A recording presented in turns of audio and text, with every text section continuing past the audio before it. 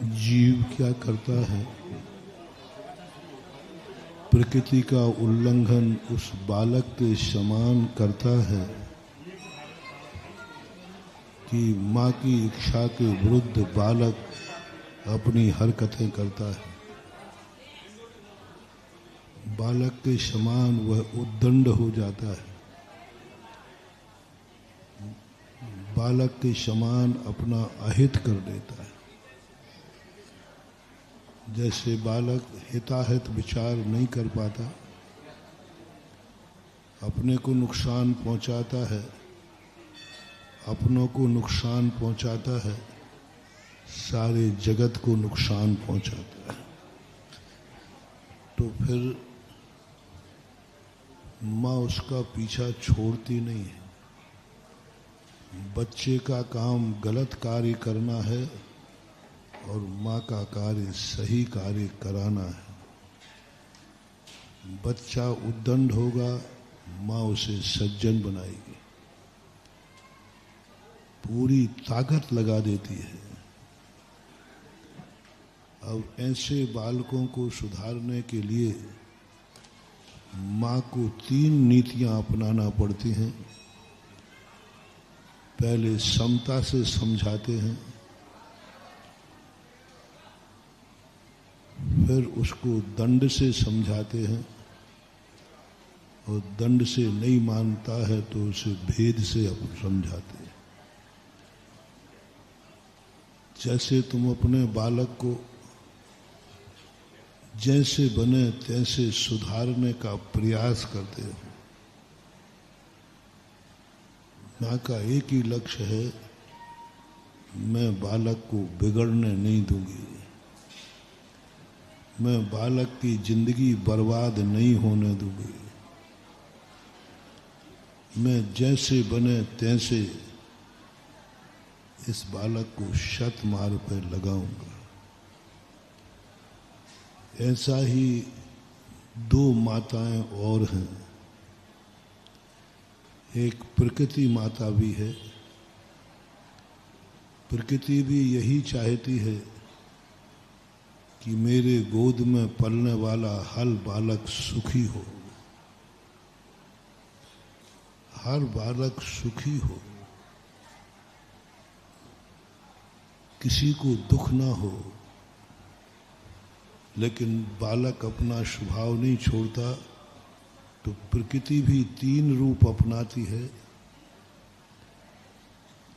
क्योंकि जन्म देने वाली माँ तो मन वाली है, सोचती है, विचार करती है। प्रकृति जड़ रूप होती है, लेकिन माँ होती है। जड़ रूप भी प्रकृति माँ होती है। हमने ऐसे बच्चे की माँ को देखा जो माँ ने जन्म तो दिया है, लेकिन माँ निश्चेष्ट है, कोमा में पड़ी हुई है, बेहोश है, उसे होश नहीं है। उस दशा में भी वह माँ बन गई। अचेत दशा, कामा में है, बरसों से कामा में है, जिंदगी में कभी होश आना नहीं है। लेकिन अंदर प्रक्रिया देखो कैसी विचित्र है। वह अपने एक बेटे की माँ बनने की शक्ति कामों में भी रख रही है, बेहोशी में भी रख रही है। वो भली कामों में पड़ी हुई है, लेकिन उसने स्वस्थ बच्चे को जन्म दिया, स्वस्थ बच्चे को जन्म दिया। उसके पिता ने उसका पालन किया, बड़ा किया, लेकिन माँ कुछ नहीं कर पाई। गजब तो ये है कि माँ कामा में भी दूध पिलाती है बच्चे को, दूध दे रही है, दूध बच्चा पी रहा है, लेकिन माँ को होश नहीं है। माँ कामा में है, बच्चा दूध पी रहा है, बच्चा जन्म ले रहा है, बच्चा सब कुछ कर रहा है। ऐसे ही ये जो प्रकृति है, ये जड़ है, ये कोमा के समान है, इसके पास कुछ भी होश नहीं है इसको, लेकिन फिर भी माँ है, फिर भी इतने सारे जगत का पालन कर रही है, सारे जगत को पानी दे रही है, ऑक्सीजन दे रही है, फल फूल दे रही है, हवाएं दे रही है, सब कुछ तो दे रही है, पर उसको होश नहीं है। जैसे उस कामा में पड़ी हुई माँ का बच्चा पल रहा है, माँ से पल रहा है, लेकिन माँ को होश नहीं। प्रकृति एक ऐसी माँ है जिससे सारा जगत पल रहा है, लेकिन प्रकृति को होश नहीं है, उसे कोई खबर नहीं है। लेकिन सारे जगत से पूछो तो वो एक ही बात कहते हैं, हम प्रकृति से पल रहे हैं। जब कोई व्यक्ति गार्जियन, जिम्मेवार व्यक्ति बुद्धिहीन होता है, बुद्धि से कमजोर होता है, तो उसे सलाह दी जाती है कि तुम कोई पीए रख लो। ये नेता लोगों के पीए क्यों होते हैं सलाहकार? क्योंकि सरकार को भी मालूम है, उनको खुद को मालूम है कि हम बुद्धू चंद हैं। मतलब नेता बनने में, राजा बनने में ज्यादा बुद्धि की जरूरत नहीं, थोड़ी हुकूमत होना चाहिए, हिटलर शाही होना चाहिए, हुकूमत होना,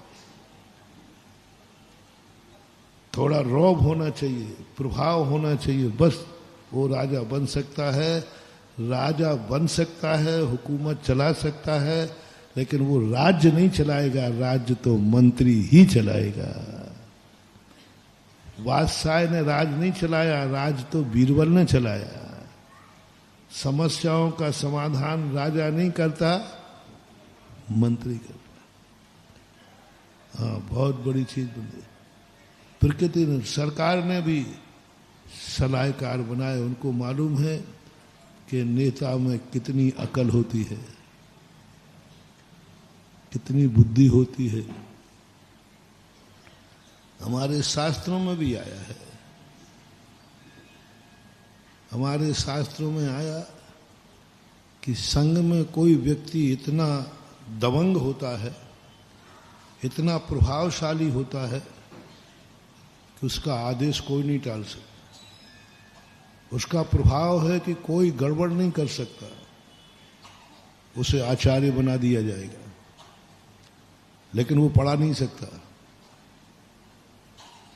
बुद्धि नहीं है, ज्ञान नहीं है, लेकिन हुकूमत है। बुद्धि बिल्कुल भी नहीं है, कुछ भी नहीं जानते, कुछ भी नहीं, उनको कुछ याद ही नहीं है, याद ही नहीं होता, बस सामान, लेकिन वो आचार्य बन सकता है। दो प्रकार के आचार्य हमने देखे। एक आचार्य वो हैं जो स्वयं समर्थ हैं संघ का संचालन करने में, और स्वयं ज्ञानी भी हैं, उन्हें किसी की जरूरत, वो दीक्षा दे भी सकते हैं, चला भी सकते हैं, और पढ़ा लिखा भी, सब कलाओं में पारंगत हैं। सब कलाएं, कोई भी ऐसा नहीं है जो उनके अंदर कमी हो। उनके संग में कोई दूसरे की जरूरत नहीं रहती, वो अकेले ही रहते। उनके संग में उपाध्याय नहीं होते, उनके संग में कुछ नहीं, क्योंकि वो अकेले ही समर्थ है। जिसमें आज ऐसे आचार्य यदि कोई हुए हैं तो उनका नाम है संत श्रोमणी आचार्य विद्यासागर, जो सब तरफ से समर्थ है, बुद्धि में भी, ज्ञान में भी, और हुकूमत तो उनकी इतनी थी कि वे बोलते नहीं थे, आंख ही दिखा दें तो पता चल जाता था, हवा खिसक जाएगी। सही आचार्य तो वही है